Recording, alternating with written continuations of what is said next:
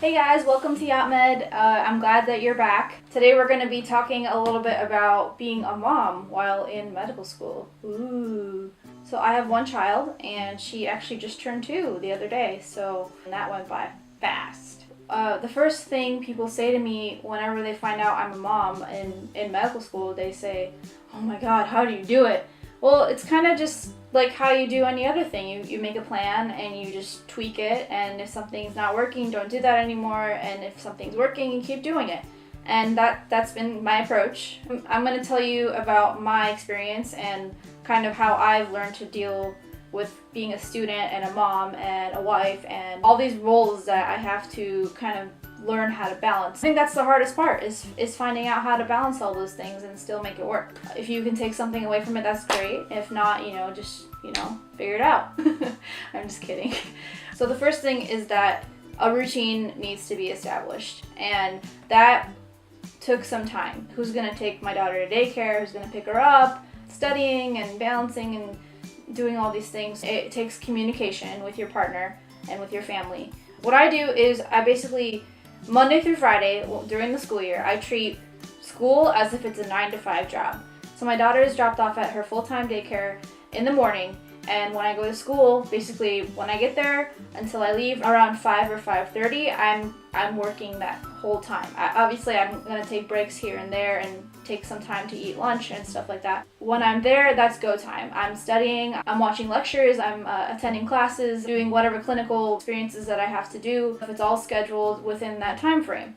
And then when I get home, like a 9-to-5 job, basically that's when I'm off the clock and it becomes family time. So that's when I switch modes from student to mom. Taking care of my family, cooking, cleaning, whatever chores that need to be done. I basically don't think about school during that time. Even though she goes to bed early compared to when I go to bed, by that time I'm so exhausted, I just take that time for me to relax and kind of unwind from the day. And the next day is the same thing. The evenings and the weekends are for family only. During her nap times and during nighttime when she's sleeping, if I have the energy, then I will study. I guess the only exception to that is when it's the weekend before a big exam, like for the block. That's when I coordinate with my family to try and arrange shifts, basically, where my husband will take my daughter for a certain amount of time and I'll get to study, and then we switch. If you have grandparents or friends who can babysit in the area, then you enlist their help. It's not always going to be like this. The first 2 years are very heavy in studying and testing and stuff like that. The second 2 years are more clinical in medical school. That's kind of what I did the first year of medical school, and it's worked so far.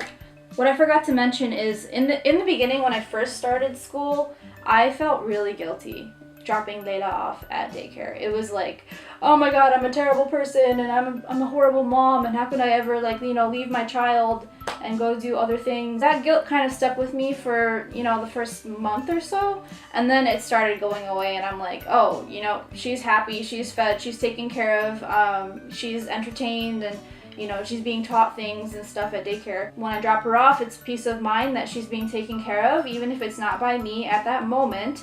I know that I'm working towards something that will be beneficial for her down the line. I would like to be a strong role model for her. A happy mom is a good mom. If I didn't get to pursue my dreams, whatever dreams that you may have, you might not be happy, and that kind of reflects on to your children and their dreams and aspirations and what they believe is possible. So even though I'm taking a lot on my plate, I wouldn't have it any other way. And I know this hard work is going to pay off. I just have to kind of stick with it. She still knows I'm her mom, and she knows I care about her and love her the most in the world. We tend to limit ourselves in terms of how far we can go and how much we can do.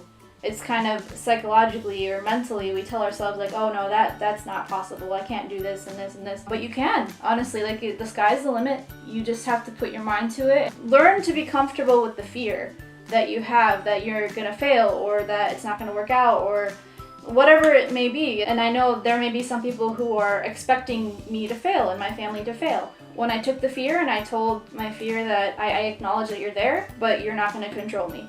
Then you can move forward and exceed your boundaries and you can accomplish things. Sometimes you don't even have time to pause and reflect. So it just goes by so quickly. Like, I'm in the summer after my first year, and like it went by really fast. So I hope you enjoyed my video, and I hope you got something out of it. If you are someone that wants to pursue medical school, but you have children or you plan to have a family in the future and you're kind of confused about how to go about balancing the two, then don't hesitate to reach out to me. And if you have any questions, leave them in the comments. Thank you for watching, and until next time, bye!